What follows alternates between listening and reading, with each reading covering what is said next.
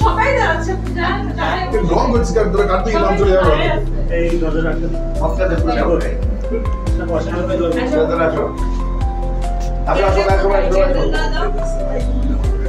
এটা কিন্তু জানা